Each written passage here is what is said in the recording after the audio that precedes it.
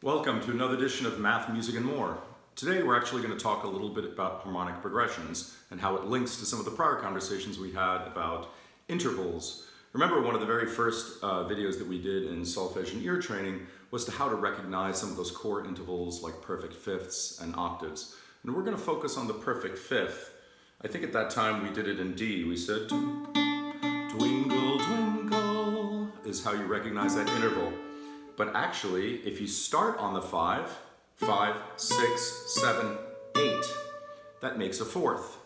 So if you move from 5 to 8, it's actually a distance of a fourth. And the reason why I bring that up is it's very similar to how the chord progressions work. You could have a 5 chord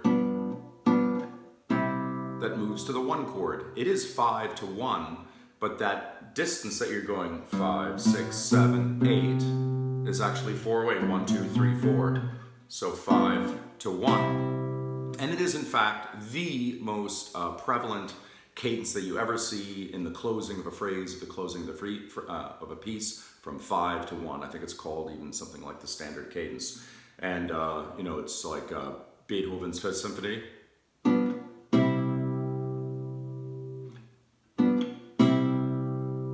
Although that's probably in minor. But another interesting version of this would be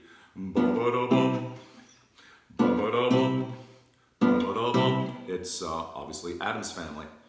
But think about it, we can go a step back. If we're going 5 to 1, what if we did something similar to the 5 of 5 and then went to 5 and then to 1, went to 1? That's called a 2-5-1 progression. And that comes up quite frequently as well. In fact, listen to this one and see if you recognize it.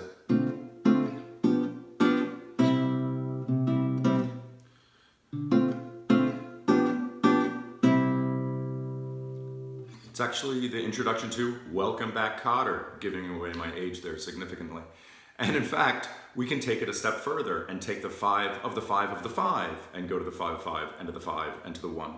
And that would be the equivalent of a 6 chord to the 2 chord, to the 5 chord, to the 1 chord. And that starts sounding like Fly Me to the Moon.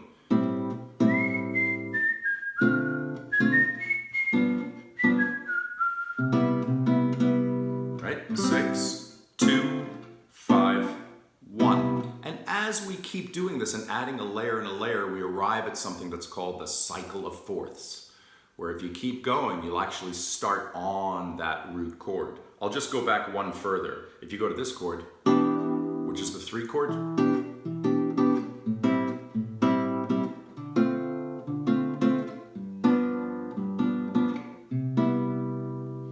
so it's 3, 6, 2, 5, 1. It all sounds incredibly harmonious and natural. And it's for that reason. You're really just using the cycle of fourths, and you're always just going back further, just one to add something to it. There isn't an immediate pop song or TV song or something like that that I could think of that used this. I mean, there's probably a song from Yes or something like that that uses it, because they always do very interesting things harmonically, but it's not coming to me at the moment. Anyway, go ahead and study the cycle of fourths. If you want to, you can do the inverse and also look at the cycle of fifths. Which, as the name implies, is just sort of the inverse of that. Instead of going 5-1, you're actually going 1-4, etc., etc.